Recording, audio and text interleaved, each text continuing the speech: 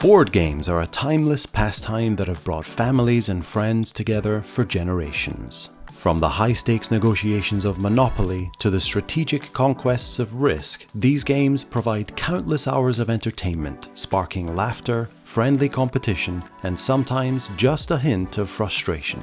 Growing up, some of my favorite board games were Mousetrap, in which you must build a complex Rube Goldberg-style contraption to catch a mouse; Operation, a fiendishly frustrating game that requires patience and excellent hand-eye coordination; and The Settlers of Catan, where players attempt to build and develop holdings while trading and acquiring resources. Over the years, there have been a wide variety of board game spin-offs of successful game shows, including 2 board games of the Crystal Maze, my favorite game show. One released in the early 90s and another in 2019 to coincide with the show's revival.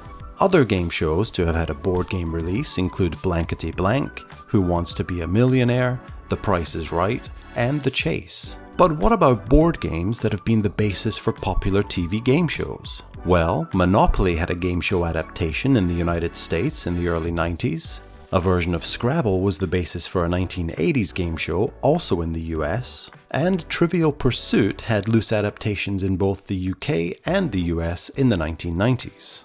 But in this video, we're going to explore the British game show adaptation of one of the all-time great board games, Cluedo. Debuting in the summer of 1990 and running for 4 series on ITV, in each episode a reenactment of a murder in the stately home of Arlington Grange took place, with celebrities taking on the roles of the iconic characters, and contestants back in the studio had to figure out, through a combination of interrogating the suspects and general deduction, who did it, with which weapon, and in which room of the estate. While not a perfect adaptation of the board game, ITV's Cluedo comes pretty close, and was an intriguing and entertaining show that no doubt laid the foundation for some of the great mystery game shows we've all come to know and love in recent years. So join me on a trip back to the early 1990s as we delve into the world of ITV's Cluedo, exploring how this beloved board game was brought to the small screen and why it remains a fascinating piece of game show history. Don't forget to give this video a little thumbs up below, and please subscribe to the channel. Your support is greatly appreciated. Adapting a board game for television isn't as simple as just picking any game off the shelf. The game needs to translate well to the small screen, as most viewers wouldn't be entertained by simply watching people play the actual board game, and television executives would likely never sign off on such a project. An example of a board game that adapts quite easily to television is Trivial Pursuit, because at its core it's a trivia game, and who doesn't love a good trivia game show? On the other hand, some board games might not fare as well on television or would require so much adaptation from the original game that it might as well just be called something different. Take a board game like Monopoly, for example.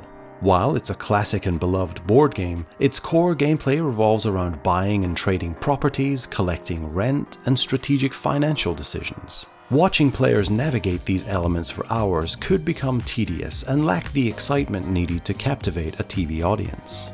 As mentioned in the intro, Monopoly did actually get a game show adaptation in the US in the early 90s, but its format was changed quite substantially in order for it to be entertaining enough for television, and that show only lasted for 12 episodes in the end. This brings us to Cluedo, or as it's known in the United States, Clue. Cluedo, as I'm sure almost everyone is aware, is a murder mystery game that involves solving a murder by deducing the who, where, and how of the crime. The game was a perfect candidate for a TV game show, as each game is essentially a whodunit story waiting to be told, with characters, settings, and weapons that can be brought to life on screen. The UK wasn't the only country to produce a game show based on Cluedo. An Australian version aired in 1992 and 1993, running for a total of 25 episodes across 2 seasons. And in 2011, a 5-part miniseries called Clue was broadcast on The Hub in the United States. There were also versions of Cluedo in France, Italy, Sweden, Portugal, and Germany during the 90s. But in this video, we're going to focus on the British version of Cluedo. So let's now take a look at the origins and development of the show.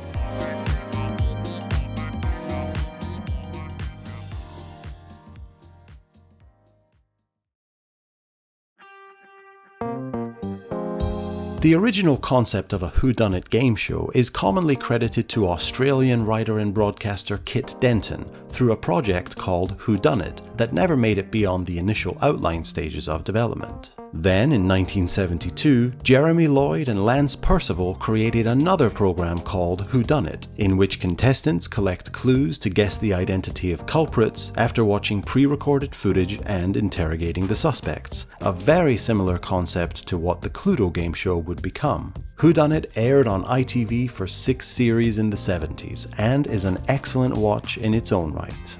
The first attempt at a live-action adaptation of Cluedo came in 1985 with the American black comedy mystery film Clue, starring an ensemble cast including Eileen Brennan, Tim Curry, Madeline Kahn, and Christopher Lloyd. This film was intriguing in that it had multiple different endings, and when the film was screened at theaters, one of 3 possible endings was shown.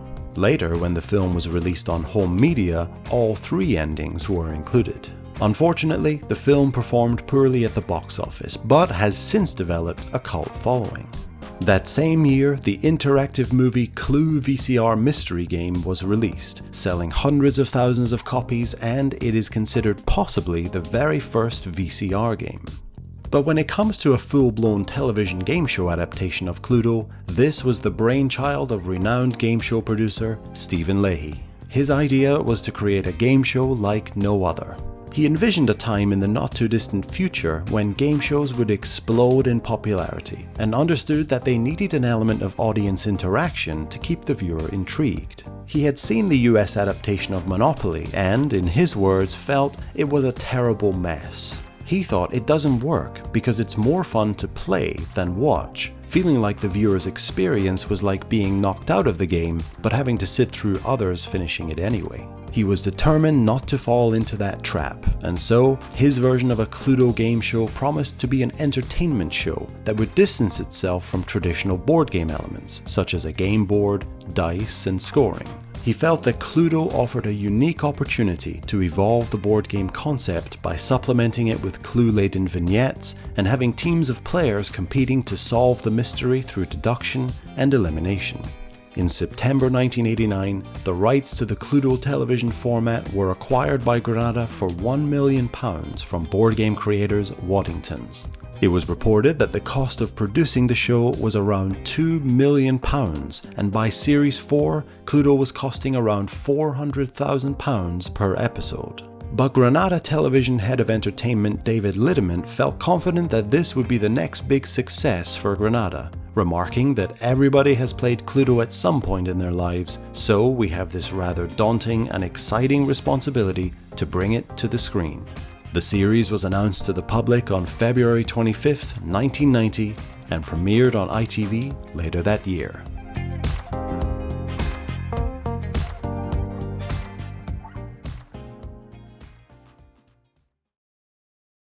The overall format of each episode of Cluedo remained the same throughout the 4 series of the show, with a few minor changes here and there. As mentioned earlier, each episode features the reenactment of the murder of a visiting guest at the stately home of Arlington Grange, and the contestants, made up of teams of 2, compete against each other to solve the mystery first, determining who did it, with which weapon, and in which room of the house. In the first series, each team of contestants consisted of 1 celebrity and 1 non-celebrity. However, in subsequent series, both teams consisted of 2 celebrities. The pre-recorded dramatizations of the murders were filmed at Arley Hall in Cheshire, which has been used for decades as a filming location, most notably and recently in the BBC TV series Peaky Blinders, as the home of the main character, Tommy Shelby. In Cluedo, Arlington Grange is the home of the wealthy Mrs. Peacock. The rooms in the house remain the same in every episode, namely the drawing room, the study, the kitchen, the dining room, the billiard room, and the library. However, there was one episode, the Christmas special in 1990 between series 1 and 2, where the billiard room was changed to the hall. Producer Mark Gorton explained that the floor plan lends itself to the board game very well, and that was a major consideration when choosing the location. On top of that, Arley Hall was less than 20 miles from the Granada Studios in Manchester, where the live studio parts of the show were recorded, making filming a lot easier. While in a traditional game of Cluedo, the suspected weapons were always the same for each game, the TV game show featured a wide variety of weapons from episode to episode. There were many weapons featured that are used in the board game, such as the candlestick, the rope, the dagger, etc. But there were also a huge array of other weapons that featured, including a paperweight, a billiard cue, a bow tie, a G-string, a meat pounder, and even the tail from a dragon's costume. And of course, what would Cluedo be without its iconic characters? Mrs. Peacock, Colonel Mustard, Reverend Green, Professor Plum, Miss Scarlet, and Mrs. White. Each series of the show and the Christmas special feature a different cast of actors playing the characters, including a few very famous names. We'll take a look at the lineup of each series a little later. At the start of each episode, we're introduced to our two teams, the weapons that could have been used to commit the murder, and the possible rooms of the house where the murder took place. We are then shown the evidence, a dramatization of the build-up to the murder. In every episode, a visitor to Arlington Grange would be murdered, and we are told the story of the motives of all 6 of the suspects to commit the murder.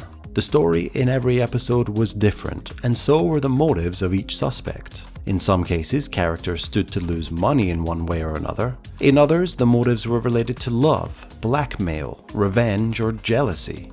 After this first evidence film ends, we go back to the studio where all 6 suspects would then be interrogated by the contestants. This is by far my favorite part of the show. The actors all remain in character as they're questioned, expertly improvising based on the questions they receive from the contestants. The audience are even encouraged to shout out, clap, cheer, and boo at certain remarks. It's really entertaining.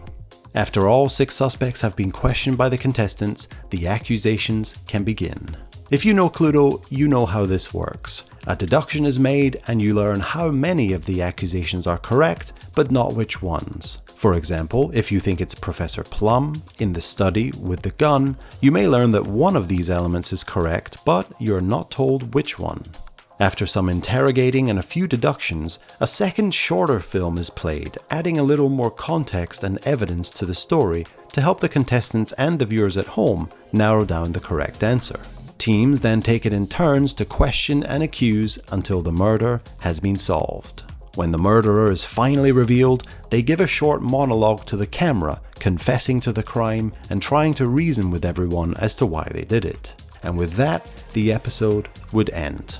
Each episode lasted 30 minutes, including commercial breaks, and was broadcast on Wednesday nights on ITV during Series 1 and 2, and on Monday nights for Series 3 and 4. Let's now take a look back through each of the 4 series of Cluedo, exploring the unique elements that set each series apart, and some memorable moments that make the show a beloved classic.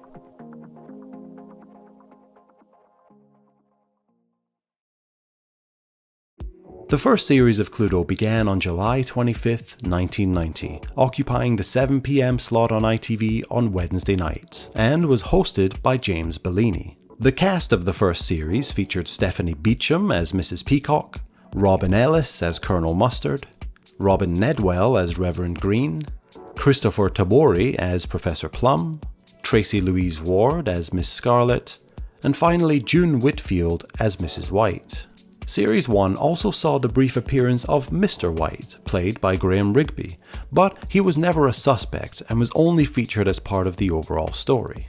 In order to get a feel for this first series, let's take a look back at its debut episode. The episode starts with some panning shots through Arlington Grange before the narrator says, "You are invited to a murder." We are given a brief introduction to each character before joining the host, contestants, and the audience in the studio. As mentioned previously, the first series saw each team consist of one celebrity and one non-celebrity. In this debut episode, one team consists of actor Edward Hardwick and Special Constable Karen Beer, and the other is author Nanette Newman and pathologist Dr. Mike Hammer.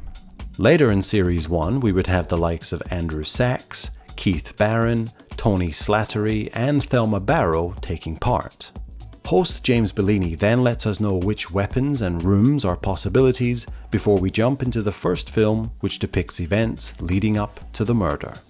We learn that in the village of Arlington, it's the day of the annual fun run, and the start line for the race is at Arlington Grange. We see Mrs. Peacock in the drawing room with her latest lover, the French Count Henri de Beauchamp, in conversation with Reverend Green about his Save the Mole campaign. And it appears that Mrs. Peacock and the Count aren't going to be giving him any money towards it, despite previously pledging to do so.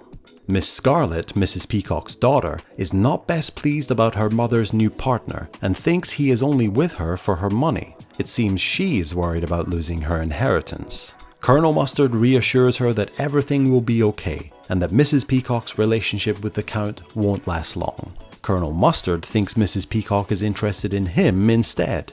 Outside, the participants in the fun run are warming up, and the Count tells Colonel Mustard that he wants to talk to him later about business. He tells Mustard that he and Mrs. Peacock are planning on restructuring their business empire, something that directly affects Colonel Mustard. Mrs. Peacock then gets the fun run underway.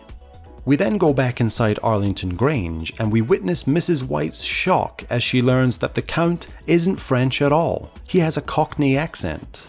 You're no more French than I am. How are you? What are you going to do about it? Mrs. White tells him that she is going to tell Mrs. Peacock, but the smug, arrogant Count says that Mrs. Peacock will believe him before she believes her. Mrs. Peacock then appears behind Mrs. White, the Count switches back to his fake French accent, and Mrs. White is banished by Mrs. Peacock. We go back to the characters watching the fun run outside, but the Count wants a drink and decides to head back inside. We see Mrs. White peering out at them from the window as well. Eventually, the fun run comes to an end, with Colonel Mustard the winner, clearly having pushed himself to win the race in order to impress Mrs. Peacock. Back inside Arlington Grange, the Count pours himself a drink and starts sneaking around the house. He enters a room to use the telephone when we see a hand reach for a kitchen knife. After a brief look back outside at the race finish line, we then see Colonel Mustard exiting a room in the house with a slightly pleased look on his face. He then goes back outside and tells Mrs. Peacock that the Count is dead. And that's the end of the first dramatization of the murder. Riveting stuff. Back in the studio, the host brings out the 6 suspects to this absolute banger of a tune.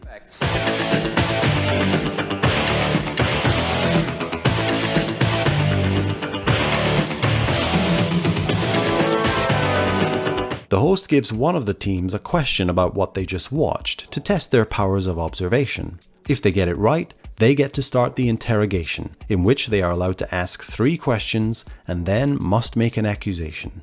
They are also told that only the murderer is allowed to lie, and innocent suspects must tell the truth. Edward and Karen get the questioning underway by asking Colonel Mustard about what he was doing in the kitchen. He explains that he was relieved to find out that the Count was a fraud, something not all of the characters knew at this point. Mrs. Peacock is then questioned about how she met the Count, and Mrs. White is quizzed about what she had to lose if Mrs. Peacock married the Count. Edward and Karen then make their first deduction, and they think it was Mrs. White with the kitchen knife in the study. Unfortunately, they are wrong on all 3 of those guesses, and Mrs. White is exonerated. Nanette and Mike begin their questioning next, starting with Professor Plum, as they want to know if he knew where the Reverend was during the run, but he doesn't know. They then ask Mrs. White if she saw the end of the race when she was standing at the window, to which she says that she didn't. And finally, they question Mrs. Peacock about why she had decided to change her will. Nanette and Mike then guess it was Colonel Mustard with the knife in the dining room, and we learn that they are correct on one of those assumptions. We then get a vote from the studio audience on who they think the murderer is. I love the cheering and shouting from the audience at this part. 30% said quite assuredly it was Vivian Scarlett.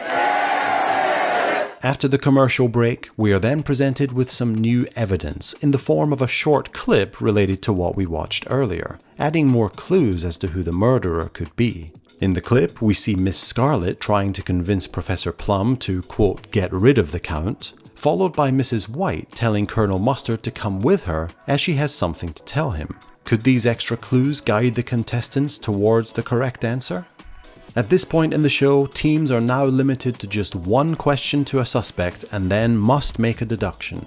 First, Nanette and Mike ask where Miss Scarlet was during the race, as they didn't see her. She reveals that she had actually taken part in the race, and so it was unlikely that she was the murderer. They guess that Professor Plum committed the murder with the paperweight in the dining room, correct on one assumption. Edward and Karen then ask Colonel Mustard to explain his relationship with Mrs. Peacock, to which he replies that they are simply friends and business associates, and Mrs. Peacock confirms this. But Edward and Karen feel like they are onto something, and eventually reason that the murderer must have been Mrs. Peacock with the poison in the dining room, and they end up being correct on all three, winning the game. We then get a short monologue from Mrs. Peacock confessing to the crime and explaining why she did it to tie the whole story together. And with that, the first episode of the first series of Cluedo is over. The remaining episodes of Series 1 follow the same format as this episode, of course with a different story, murderer, weapon and room each time, and each episode offered its own unique twists and turns, keeping the audience on the edge of their seats.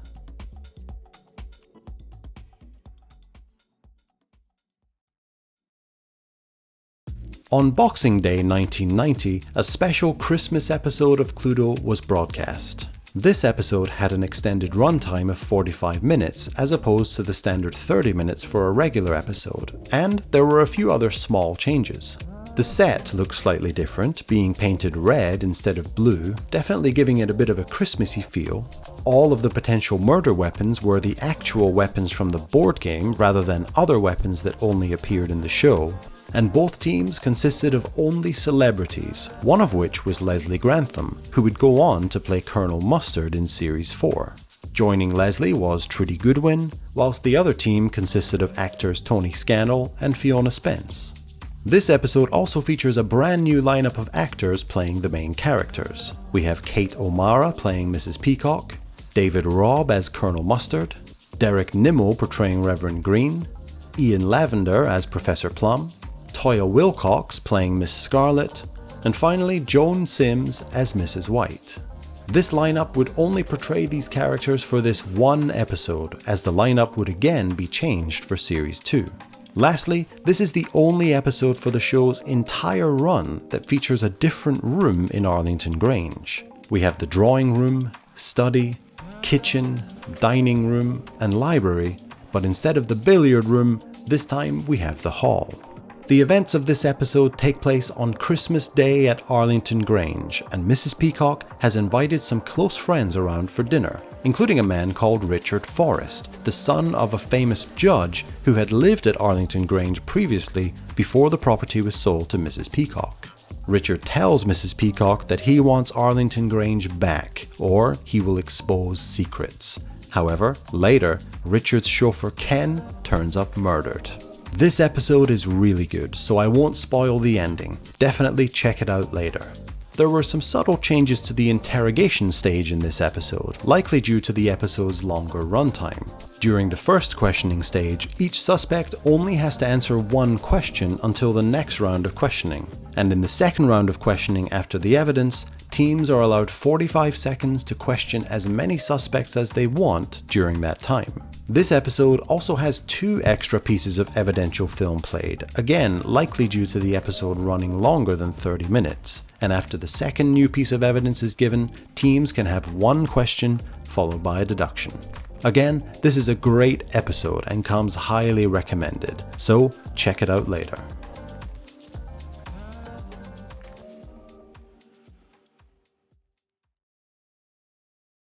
On April 24th, 1991, Cluedo's second series debuted, but there were a few notable changes, the biggest of which was the show's host, as James Bellini was replaced by Chris Tarrant. Tarrant had just recently started hosting Tarrant on TV and was a very popular TV and radio personality, making him a good choice for host. However, Chris didn't particularly enjoy his time hosting Cluedo. When discussing his stint as host, Chris said, "I absolutely hated hosting Cluedo. It's the worst thing I've ever done. It took forever to make the thing. We used to have to turn the studio audience over just to make sure they didn't get any bed sores." For our new lineup of actors, we have Rula Lenska as Mrs. Peacock, Michael Jaston as Colonel Mustard, Richard Wilson of One Foot in the Grave as Reverend Green, David McCallum as Professor Plum, Koo Stark as Miss Scarlet, and finally Molly Sugden as Mrs. White. The set was also given a complete makeover for this series, and I think it was a big improvement over Series 1. Despite appearing to be smaller overall, it was great to have a huge map of the Grange in the background, and the new set definitely gave the show a more game show feel overall. Some famous faces appeared as contestants in this series, including host of You Bet and later Stars in Their Eyes Matthew Kelly in episode 1, host of The Krypton Factor the incomparable Gordon Burns in episode 3, author and journalist Sir Clement Freud in episode 4, Bullseye host Jim Bowen in episode 5, and Richard and Judy in episode 6. Richard Madeley would eventually go on to be the host of Cluedo for series 3 and 4, more about that later. Series 2 has some great episodes, but let's recap one of my favorites, episode 6. Both teams of contestants on this episode were husband and wife, the aforementioned Richard and Judy, and Maggie Philbin and Keith Chegwin. The evidence presented starts in the church, as the Reverend Green is presiding over the wedding of Colonel Mustard and Mrs. Peacock. But the events are interrupted as a man stands up to exclaim that the whole wedding is a farce. It turns out that this is Jack Peacock, Mrs. Peacock's second husband, who had been presumed dead on an expedition to Bolivia. Jack Peacock is played by actor Lewis Collins, who is best known for playing Bodie in the series The Professionals. A distraught Mrs. Peacock returns to Arlington Grange, and Jack eventually explains that he has come back for his house and his money, which would leave Mrs. Peacock completely broke. We then see Mrs. White and Reverend Green talking in the kitchen. Mrs. White explains that she never liked Jack Peacock, and Reverend Green reveals that Mrs. Peacock had yet to pay for a £15,000 altar screen for the church, and he worries that if she loses all of her money, how will she pay for it? In the dining room, Professor Plum explains why Jack Peacock had gone to Bolivia in the first place, to search for a new wonder drug that could cure the common cold, potentially a very lucrative discovery. Jack was part of the expedition to find this new wonder drug, but disappeared in Bolivia. Jack then appears and states that in fact someone had tipped off the police in Bolivia that he was a drug smuggler, hence his disappearance. We then see Miss Scarlet in the billiard room putting something into a glass of champagne before attempting to seduce Jack in order to attempt to ensure she doesn't lose out if her mother, Mrs. Peacock, loses everything. Mrs. Peacock then tells Colonel Mustard that the wedding is off and that she doesn't want to marry him because he isn't rich. This infuriates Colonel Mustard, but is it enough to push him to murder?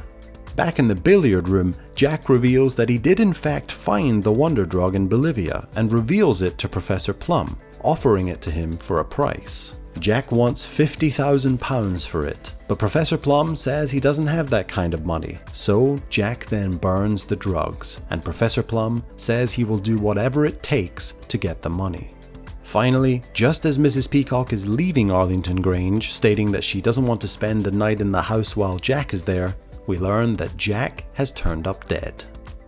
Back in the studio, Chris Tarrant recaps each suspect's motive for murder before the interrogation begins. Judy starts by asking Mrs. Peacock about how she received Jack's ashes, and she reveals that she was told that Jack had met an unpleasant end in Bolivia, and one of the research scientists he was with sent her Jack's ashes. Maggie then questions Miss Scarlet as to why she was so sure that Jack was dead when she found him. Richard asks Professor Plum about who tipped off the Bolivian police about Jack, presumably assuming it was him. Professor Plum says that he has no idea, but reveals that there was a rumor at the time that it was Mrs. Peacock, an accusation she vehemently denies.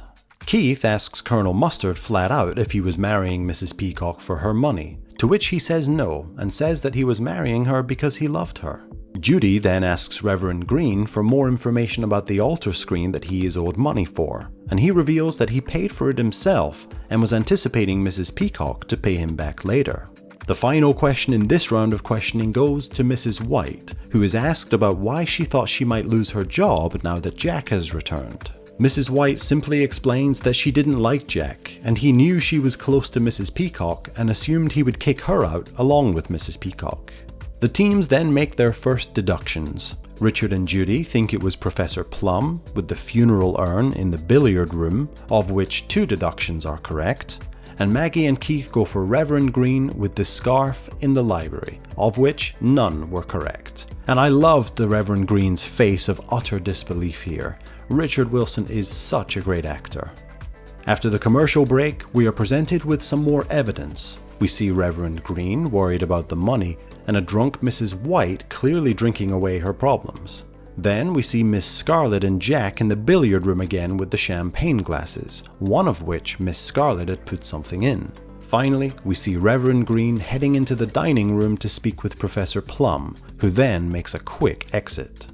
The interrogation continues afterwards with a question and deduction from both sides before Richard and Judy ask Professor Plum about the wonder drug that Jack was off searching for. From this, they make a successful deduction of Professor Plum with the funeral urn in the drawing room. Not only that, but Richard and Judy were also able to deduce exactly why Professor Plum did what he did, some expert detective work from them. Professor Plum then gives his confession and reasons for murdering Jack, and the final episode of Series 2 draws to a close. Cluedo was proving to be a very popular midweek game show, regularly pulling in 7 to 9 million viewers each week, and so it came as no surprise that the show was recommissioned for a 3rd series.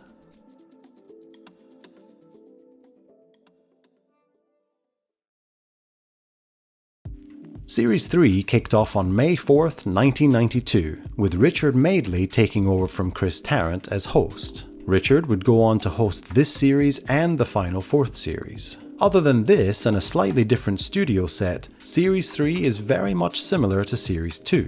We of course have a brand new cast of actors playing the 6 characters. We have Susan George playing Mrs. Peacock, Lewis Collins, who just played Jack Peacock in that final episode of Series 2, now portraying Colonel Mustard, Christopher Biggins as Reverend Green, the 4th and longest serving Dr. Tom Baker as Professor Plum, Lisette Anthony as Miss Scarlet, and finally Pam Ferris as Mrs. White. Let's recap the very first episode of this series, partly because one of the contestants is one of the all-time great game show hosts, Richard O'Brien. He teams with Edwina Curry, who was MP for South Derbyshire at the time. The other team consists of TV presenters Valerie Singleton and Johnny Ball.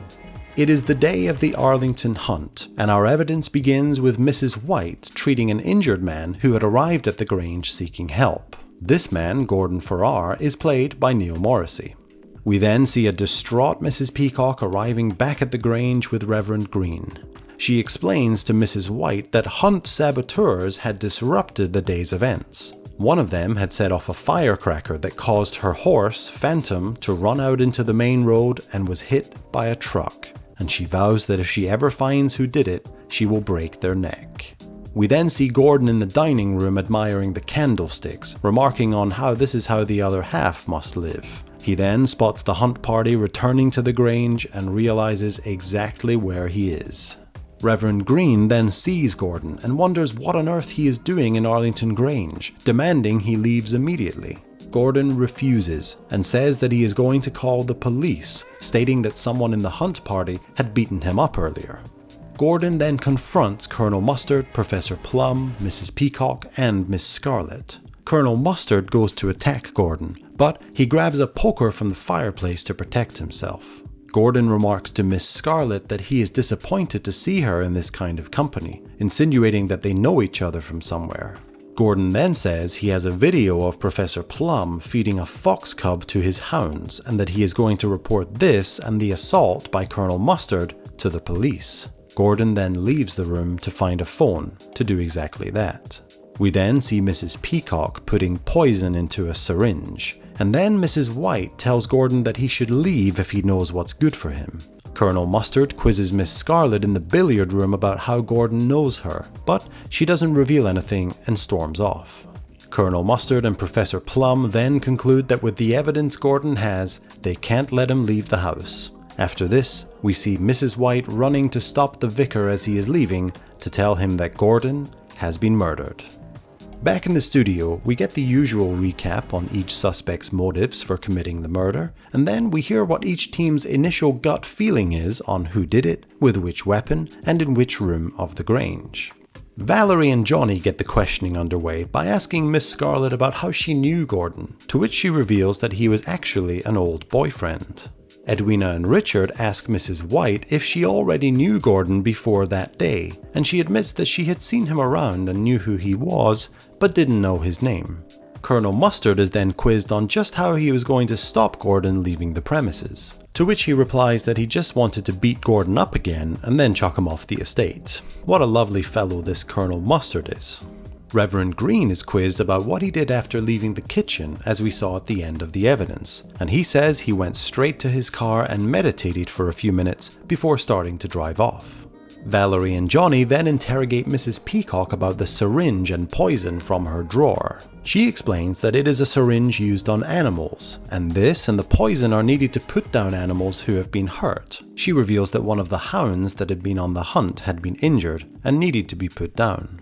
Finally, Edwina and Richard quiz Professor Plum on his conversation with Colonel Mustard in the billiard room on stopping Gordon leaving Arlington Grange. His excuse is that he wanted to try to convince Gordon to give him the tape of him feeding a fox cub to his hounds in exchange for some money. Professor Plum is also not a very nice character. Remember, only the murderer can lie. Everyone else must tell the truth. So it's up to our contestants to figure out who they think is lying and then deduce the details of the murder. In the first round of deductions, Valerie and Johnny go with Mrs. Peacock with the syringe in the study, and Edwina and Richard go for Colonel Mustard with the billiard cue in the drawing room. But all of these deductions turn out to be incorrect. We are then presented with additional evidence, where we see Gordon and Reverend Green talking in the kitchen, and it is revealed that Reverend Green had actually been helping the hunt saboteurs by telling them when the hunts were going to happen. Gordon was essentially blackmailing Reverend Green into giving evidence to the police, or he would reveal to everyone else what he had been doing. We also see Mrs. White talking with Mrs. Peacock, who remarks that she hopes Gordon is now gone for his sake. Back to the interrogations, Valerie and Johnny quiz Reverend Green on why he was so reluctant to give evidence to the police, to which he responds that he just doesn't want to lose his friends despite being against their hunts. They make a deduction of Reverend Green with the candlestick in the kitchen, and 2 of these deductions are correct. We're getting closer to the solution. Richard and Edwina think it's Mrs. White, and after questioning her, go with Mrs. White with the candlestick in the kitchen. But only one of these deductions is correct. This means that the murderer is definitely Reverend Green, but can Valerie and Johnny make the final correct deduction? Well, after quizzing Mrs. White on where she had left the scissors, they eventually go for Reverend Green with the scissors in the kitchen, which is the correct deduction. This was a thoroughly entertaining episode, and the rest of Series 3 is just as enthralling. Some of the other contestants to appear in this series include Annabelle Croft, who had previously been the final Skyrunner on Treasure Hunt and host of Interceptor, TV presenters Lorraine Kelly and Carol Vorderman, and actor Nicholas Parsons, who would go on to play Reverend Green in Series 4. Little did fans of the show know, however, that the next series was to be the last.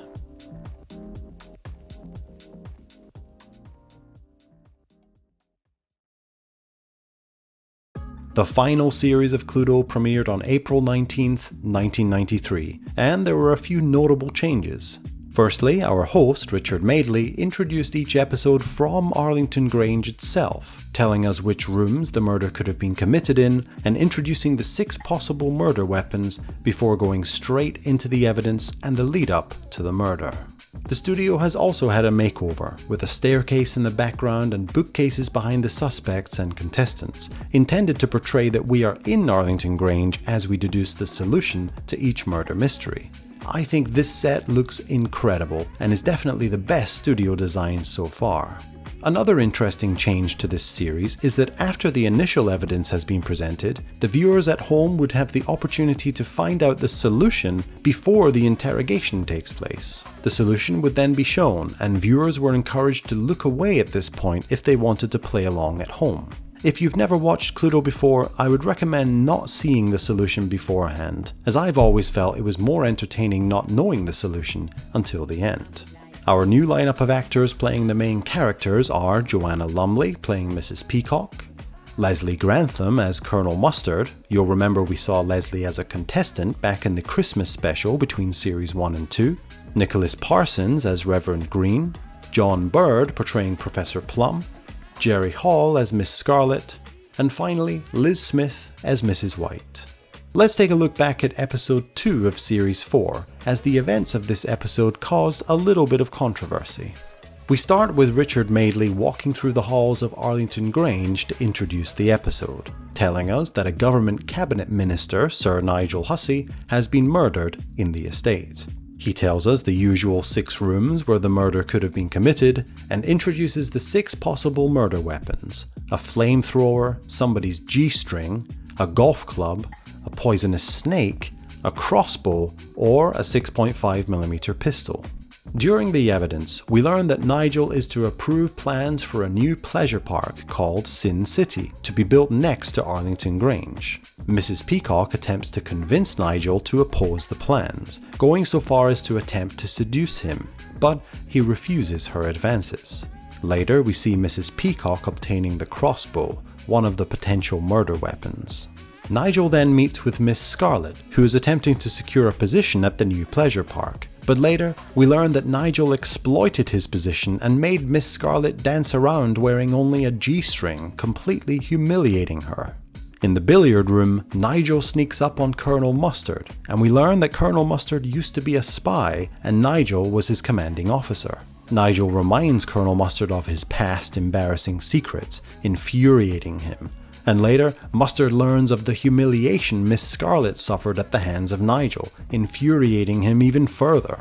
We then see Mrs. White handling the poisonous snake, and she tells Reverend Green to tell Nigel that his supper is waiting for him in the kitchen.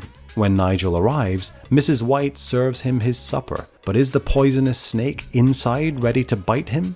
We learn that Reverend Green had invested church funds unwisely and was double-crossed by the minister when he asked for some financial return. But is this enough to drive him to murder?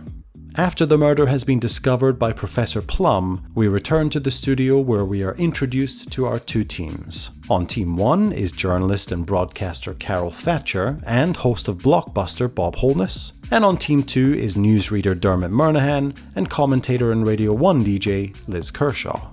As mentioned earlier, we at home are now told the solution to the murder, but of course this is not revealed to anyone in the studio. The only people who know are the host, Richard Madeley, and the murderer. Carol and Bob begin their questioning with Colonel Mustard, inquiring further as to what he was doing when he was holding the G-string that Miss Scarlet was forced to wear in humiliation, to which he responds that he was intending to go to the tabloid newspapers to expose Nigel for the sleazebag he was. Dermot and Liz question as to why Mrs. White, a supposed lover of wildlife, would take a snake out of its natural habitat and into the kitchen. Mrs. White explains that because she loves wildlife so much, she wanted to show Nigel the snake in the hopes of convincing him not to sign off on the project to build the new pleasure park right next to Arlington Grange. Not the most convincing of stories. Bob and Carol question Miss Scarlet about a gun that she was seen with during the evidence, and Dermot and Liz question Mrs. Peacock about why she was wearing gloves in the house. In the final round of questioning, Carol and Bob ask Reverend Green if he would actually murder someone with his golf clubs, considering he is a lover of golf. Of course, he replies no. And the final question from Dermot and Liz is for Professor Plum, as they want to know why it took him so long to mention to Mrs. White that he had found the dead body of Nigel in the house. Professor Plum says that he was preoccupied with other things on his mind. Again, not a very convincing argument.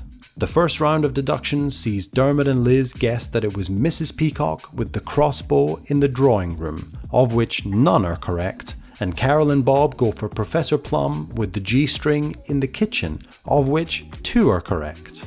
After the commercial break, we see some new evidence with Miss Scarlet in the library placing her gun into her garter, and Reverend Green looking thoroughly angry outside with his golf club.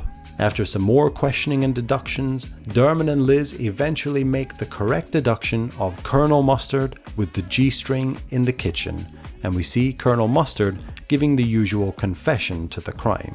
Now, I mentioned earlier that there was some controversy surrounding this episode. Shortly after this episode aired, the show's producers received a letter from the family of a man called Felix Reese, a man who was shot and killed by Leslie Grantham while he was stationed in Germany in the 1960s. Felix Reese's family found it distasteful that someone who had killed someone as a soldier would be cast in a role killing someone as a soldier, and you can see their point. Grantham was questioned about this at a press conference once, as journalist Matthew Wright from The Sun asked him about this situation, and it is reported that Grantham was white-faced with rage at the question. This was just one of 6 episodes in the final series of Cluedo, and unfortunately, despite positive ratings, the UK version of Cluedo was cancelled, and on May 24th, 1993, the final episode of Cluedo aired, ending the show's 4-year run on British television.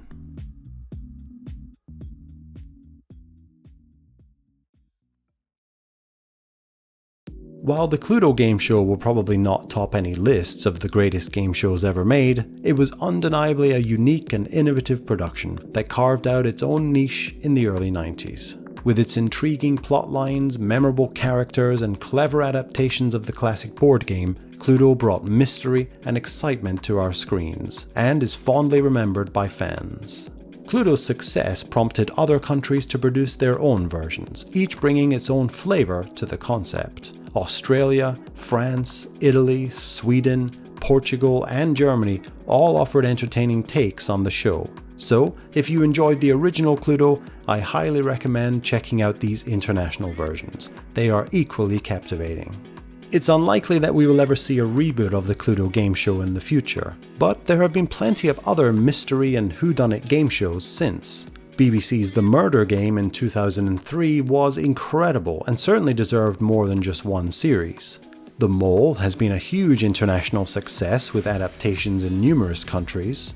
And more recently, The Traitors has emerged as one of the all-time great mystery reality shows. Although these shows differ from Cluedo, they demonstrate that the mystery whodunit format remains immensely popular with TV audiences. All of the episodes of Cluedo can be found in various places online, so if you've never watched Cluedo, definitely check it out when you get a chance. You will certainly be entertained. Many thanks for watching, everyone. If you've enjoyed this video, it would mean the world if you could subscribe to the channel. I've got plenty more projects in the works and hope to bring you many more entertaining documentaries and retrospectives in the coming months and years. Thank you for all of your support, and let me know your thoughts on this show in the comments below. Thanks again, and see you in the next one.